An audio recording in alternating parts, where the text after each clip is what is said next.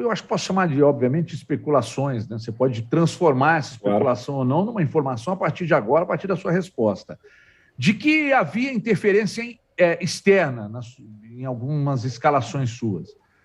Você sofreu algum tipo de pressão para escalar esse ou aquele jogador? Fala, manos e minas do Mineirão, aqui quem fala é o Álvaro. E rapaziada, eu queria indicar para vocês o pessoal da 1xBet, que é simplesmente a melhor casa de apostas não só do Brasil, mas do mundo. Na 1xBet você tem mais de 60 esportes, não só para apostar, mas também para assistir algumas partidas ao vivo de vários jogos. Isso tudo com maior segurança possível. Eu falo isso tudo, rapaziada, porque eu mesmo aposto em todos os jogos do Cruzeiro. Não apenas no site, mas também no aplicativo que eu indico demais para vocês. A 1xBet aceita basicamente quase todos os tipos de pagamento, além de ter um suporte 24 horas nos 7 dias da semana e em todas as línguas que você imaginar. Se cadastre no meu link da descrição do vídeo para você ganhar um bônus. É indicação muito boa do CDD. Tamo junto! Ô Mozart, é natural que no Cruzeiro, né, um clube do tamanho do Cruzeiro, aí serve mesmo para o Botafogo, para o Vasco, que são os outros grandes clubes que também estão na Série B, que comece a competição pensando no acesso, né? Pensando em subir. Mas a gente aqui, muitas vezes, a gente questionou no ano passado, ao longo de quase toda a Série B, e nesse ano, ao longo principalmente da sua passagem, né, já que o Felipe saiu muito no início ainda, que às vezes faltou ao Cruzeiro olhar e encarar um pouco mais a realidade, de olhar e parar de falar um pouco no acesso e olhar para a zona do rebaixamento, olhar para os riscos que o clube estava correndo. Uma semana antes da sua saída, o Pastana deu uma entrevista com o Cruzeiro, acho que em 18º ou 19º, falando que não pensava em outra coisa que não fosse o acesso. E aí eu vou te fazer duas perguntas dentro desse assunto. A primeira é se você acha que às vezes faltou ao Cruzeiro tratar com um pouco mais de realidade a situação dele no momento na Série B, de enxergar as dificuldades pelas quais estava passando e talvez mudar momentaneamente, mesmo que momentaneamente, o objetivo. E ainda dentro disso, você enxerga hoje o Cruzeiro como um clube pronto para disputar o acesso, para jogar a Série A do ano que vem, caso consiga os resultados? Bom, internamente eu trabalho sempre jogo a jogo, né? Treinador no Brasil não existe médio e longo prazo. O treinador, ele renova o contrato dele quarta e domingo, né? Então, assim, eu sempre tratei jogo a jogo, né? E eu trabalho dessa forma, né? Então, é óbvio que o objetivo é óbvio que o objetivo de um clube como o Cruzeiro é o acesso e o discurso não poderia ser diferente, mas nós sempre tratamos jogo a jogo. Infelizmente não aconteceu. Com relação a se o clube está pronto, eu acredito que eu vou entregar para o Vanderlei assim, um time bem treinado. Isso eu posso garantir. Com alguns conceitos bem definidos, assim, é óbvio que cada um tem a sua ideia, mas ele não vai ter tanto trabalho assim para dar padrões para esse time. Assim, e o acesso é possível? Na minha opinião, sim. A Série B, por mais que tenha o Náutico que destoou em termos de pontuação, o Coritiba, mas diferente, na minha opinião, da Série B do ano passado, nenhum time tem um jogo vistoso que ao ponto de você falar, nossa, que time, que timaço, tá jogando pra caramba. Não tem nenhum time que está repetindo o que nós fizemos ano passado em termos de performance, né? Que nem que o América fez, que o Guarani fez, que a própria Chapecoense, dentro da ideia deles, não tem nenhum time esse ano que realmente, em termos de performance, está destoando dos outros. Então, na minha opinião, é possível, se o Cruzeiro engatar uma sequência importante de vitórias, é possível brigar lá em cima, eu não tenho dúvida. E aí a questão de Série A, ano que vem, é difícil assim, entrar nesse mérito, se está pronto ou não, né? Eu posso falar desse momento. Então, eu acho que ainda é possível brigar pelo acesso. Amides. Peço até desculpa aqui, o fone estava ligado, tive que ir lá correndo para apagar, porque senão ia queimar o negócio aqui, viu, mano? Mas assim, meu... Eu esqueci. O melhor é que ele fechou a câmera e achou que estava tranquilo, podia falar o que quisesse. Não, mas na hora que eu cheguei lá, a Carol tinha chegado, eu fui lá apagar, ela estava lá, falou assim, apaga. Eu falei, é isso. Na hora que eu estava correndo de volta, eu falei assim, qualquer coisa só coloca um palito lá para ver se tá bom. Peço desculpas, mas tudo bem. Vai, emenda a sua pergunta aí, Gomes. Ô Moser, eu queria te perguntar a respeito de um contexto aí geral da Série B. Você está falando de times que não estão destoando tanto em termos de desempenho como aconteceu no ano passado, né? A essa altura do campeonato ali, a Chapecoense, o próprio Cuiabá e o América já davam um indício ali que dificilmente eles deixariam o G4, né? O Cuiabá até chegou a sair um pouco do G4 da competição, tornando mais parelha ali a briga pela terceira e pela quarta vaga. O Juventude foi subindo de produtividade, né?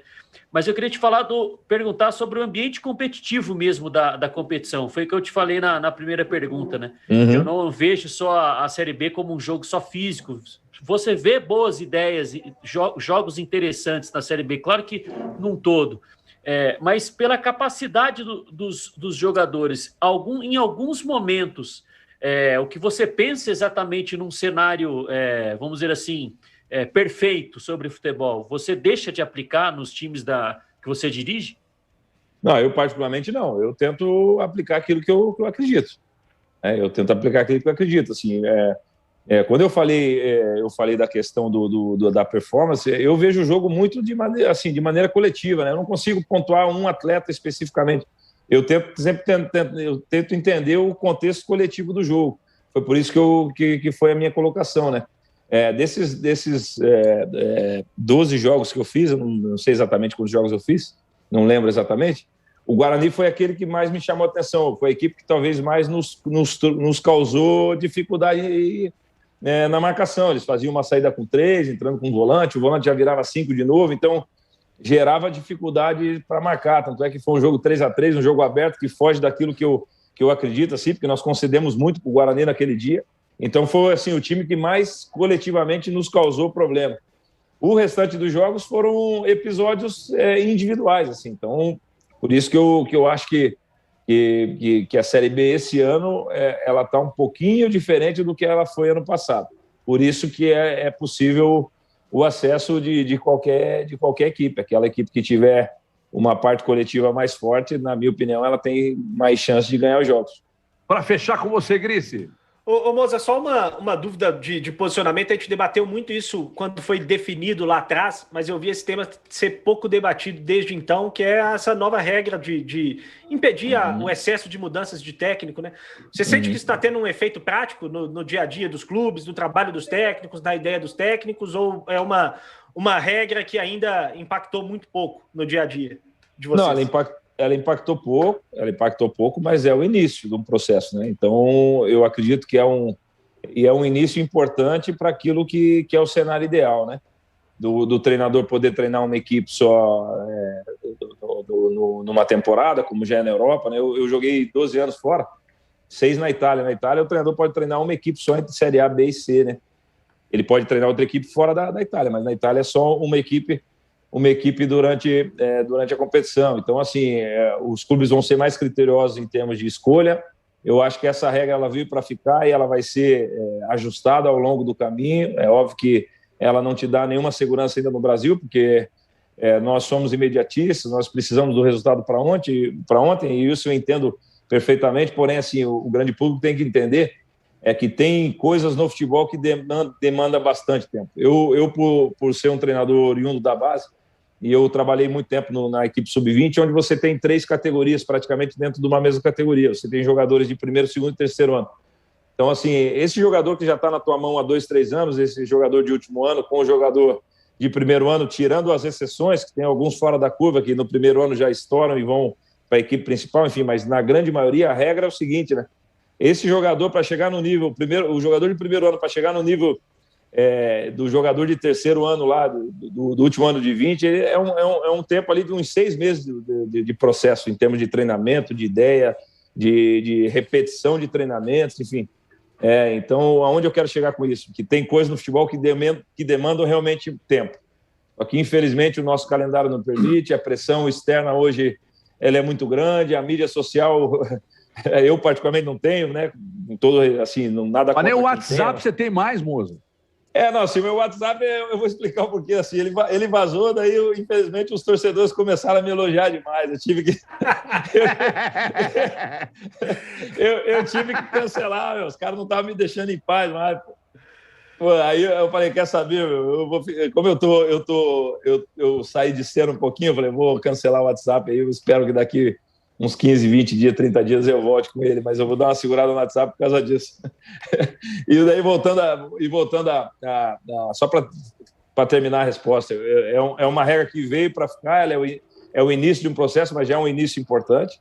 Porém, assim, nós estamos longe ainda de um cenário ideal que nós temos potencial para se igualar àquilo que é feito fora daqui. Nós temos material humano que eles não têm e nós vamos, se Deus quiser, chegar no nível técnico, principalmente da minha classe, no nível que existe fora, que, queira ou não, é um pouco diferente daquilo que nós temos hoje aqui. A gente viu nesse período de Cruzeiro, e foi um período curto, e a gente via jogadores que num jogo eram relacionados, no outro jogo esses jogadores não apareciam na relação, em outros jogos eles eram titulares e tal, e começou a girar entre nós aqui, do outro lado, eu acho que posso chamar de, obviamente, especulações, né? Você pode transformar essa especulação ou não numa informação a partir de agora, a partir da sua resposta, de que havia interferência externa em algumas escalações suas.